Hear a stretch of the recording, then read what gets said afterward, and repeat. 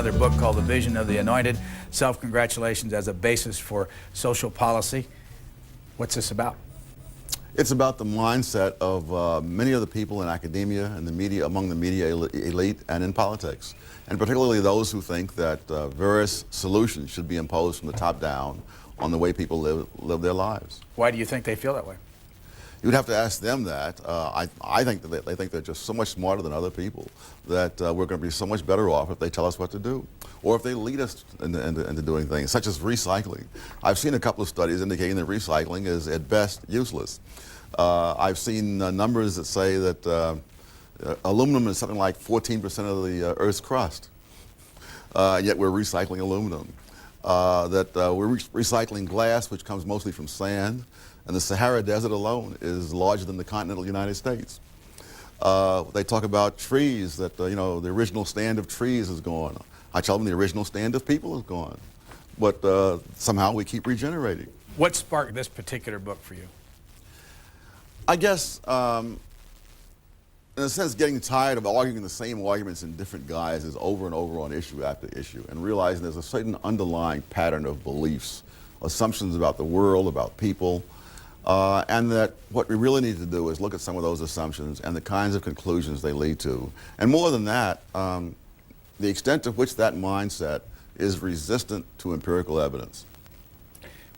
Where do you come down on something like the issue is welfare? Mm-hmm. What are the givens in the welfare debate that you would argue with? Oh, great. Now, I happen to be one of the few people in the country who is not an expert on welfare. You'd have to spend a great deal of time doing some serious research before getting into that. I would think that as long as you're going to reward teenage girls with their own apartments and their own independent source of income for getting pregnant, you've added to the existing incentives for getting pregnant. What about prisons? Again, I would look at that. That's much easier. That when you lock people up, there are fewer crimes. A few years ago, East Palo Alto, which is not far from Stanford, a low-income minority community, had the distinction of being the murder capital of the United States in proportion to its small population. A year later, murders, burglaries, violent crimes were down something of the order of 30 to 50% in 1 year, which is virtually unheard of. And there were not any great social programs. They did not discover the root causes of crime. They simply started locking people up. And even in a high crime area, most of the people are not criminals. And so if you lock up a relatively small percentage of people, the crime rate falls off dramatically. What about gun control? I would much rather control the people who use the guns than try to control the guns. First of all, there are so many guns out there. I mean, I think the very word is really misleading. I don't know how well you can control something of which there are perhaps a couple of 100 million in circulation at this moment. Now, if the criminals would cooperate and come in and turn in their guns, I think this might be a nice idea. I have a suspicion that they're not going to do that. What about competition? The Anointed think that competition is something optional. And so in the school systems, they try to de-emphasize competition. It never occurs to them that competition is inherent. That the very reason we're alive at this moment is that our white blood cells and other defenses are winning the competition for the nutrients in our body and for the other things that are keeping us alive. And once they start losing that, we're on our way out. So competition is always there. The only question is whether or not we choose to recognize it. Chapter 5 of your book is The Anointed versus the Benighted. What's the difference? Well, the benighted are, of course, people like myself who disagree with the Anointed. But I think what it says is that they put themselves on a different moral plane. And so people like me are regarded as being not merely in error, but in sin. So it's not enough to say that, Sowell may be all right, but I don't agree with his views. It must be shown that I am a terrible person. I guess the classic example of this is the demonizing of Clarence Thomas. People don't say, gee, Clarence Thomas is a nice guy, but I can't agree with his politics or his judicial philosophy. They say, this is absolutely a monster, et cetera, et cetera. Go ahead, please. You're on the air. Hi there. Good morning. Morning. Everything you've said so far makes sense to me, Mr. Sowell.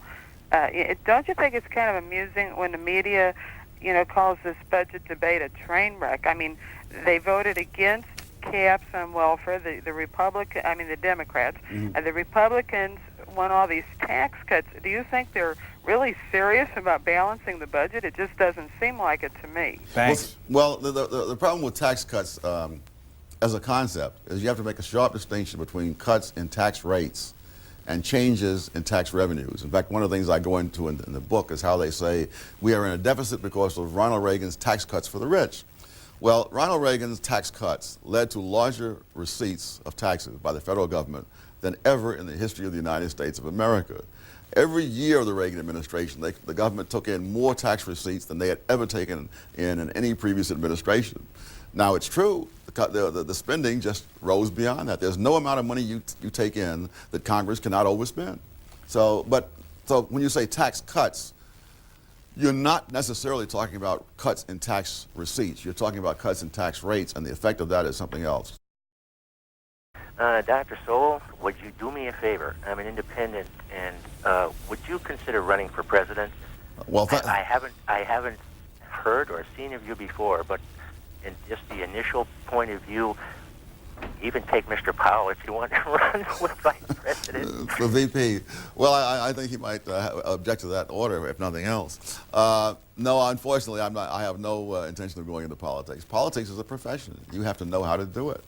I remember some years ago, Dick Armey was giving a talk, and I'm told that after the talk that Phil Graham said to him, your message was lost because the change jangling around in your pockets drowned out and distracted from what you were saying.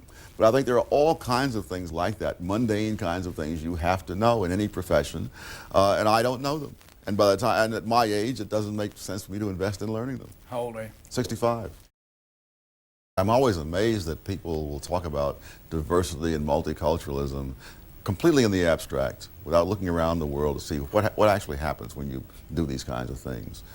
You can start on American college campuses. If you go to college campuses where there's a great multicultural emphasis and diversity and all of that sort of thing, my experience has been that you're going to find much more polarization than you do on campuses that don't have those things. But the very idea of testing these notions against facts is what's so lacking among those with the vision of the anointed. They take a stand, they go on the side of the angels, and that's the end of it. I ask people who are parents who are out looking for a place for their kids, I say, go to the college at lunchtime. Go into the lunchroom. If you see all the black kids over here in the corner eating together, all the white kids over here, all the Asian kids over there, that's going to tell you something about the nature of that campus. I think you're much more likely to find that on a liberal campus with a strong multicultural emphasis than on a conservative campus which has little or nothing of that kind of thing. Then you're next. Yeah. I wanted to talk to Dr. Sowell about his comment about recycling being useless. He claims the Earth's crust is 14% aluminum. I think he misses the whole point of recycling, and that's that we're filling up our landfills with aluminum and paper, things that can be easily recycled.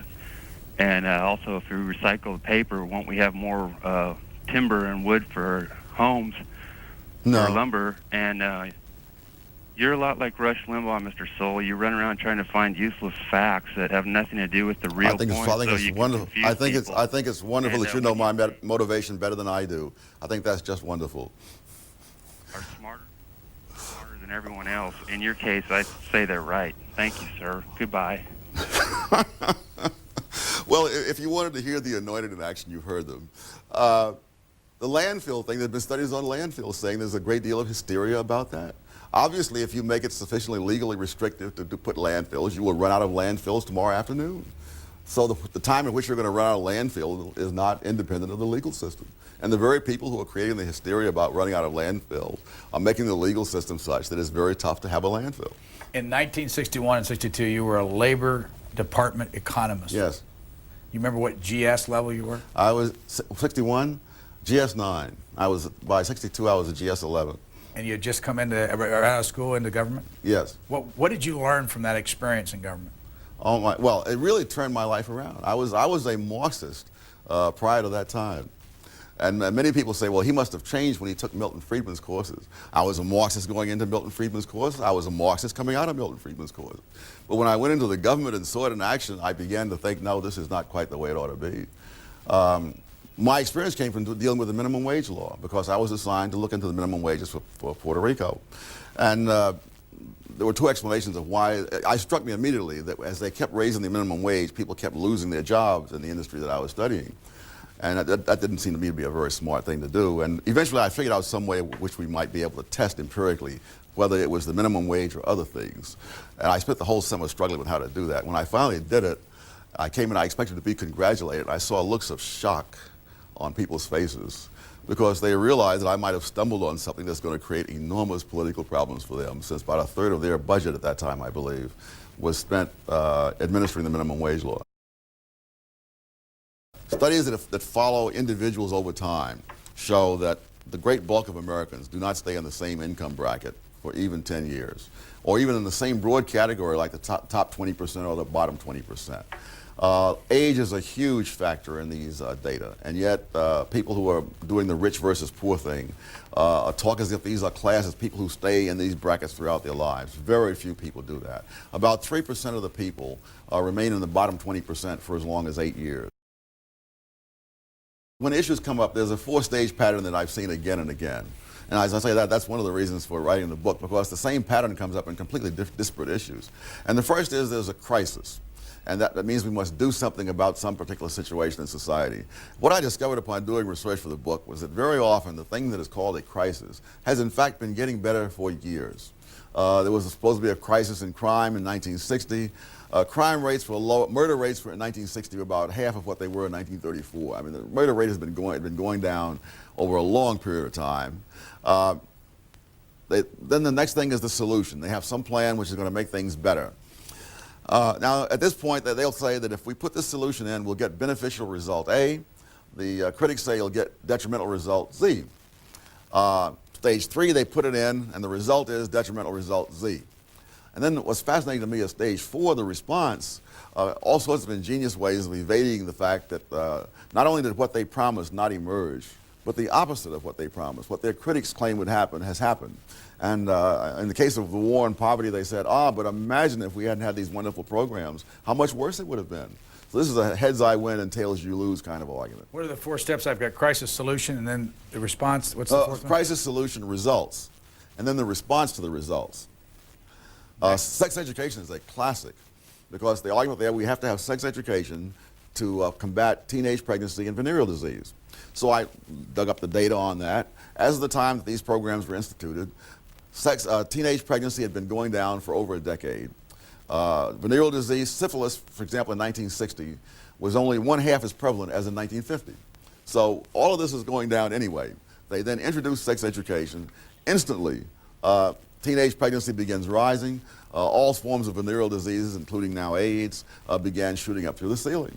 But it has absolutely no effect. And if you were to get up tonight in the school board meeting and say, let's take sex education out of the schools, they would say, good Lord, don't you realize that there's teenage pregnancy and venereal disease? We've got to have them to fight those things. I read Dr. Sowell's book. I enjoyed it very much, but I have one question I'd like to ask him. Why did you choose the word tragic for the conservative approach to the government and economics? Because we recognize that there is tragedy inherent in the human condition, and that there are trade-offs in which tragedy cannot be avoided. I think one of the big problems with the current welfare debate is people say, look at the terrible things that may happen to some kids if this new policy goes through. No one says, look at the terrible things that are happening to those kids now. And I don't just mean in terms of not being raised properly and so on. I mean things like abuse and what have you. One of the areas is that of inoculations. You know, when they inoculate people, they may save hundreds of lives with the inoculation. There will be a handful of people who will die because they'll catch the disease from the inoculation. Now, that's what I mean by tragic choices. There are trade-offs, and we have to say, we just have to make the best trade-off we can make. But as long as you have, for example, a media which will look at, whenever one of their pet programs is cut back, they will go searching for people who have lost out as a result of that and say, look at this poor devil, how he's suffering, with no thought that there's all kinds of other suffering incident to keeping that program in place.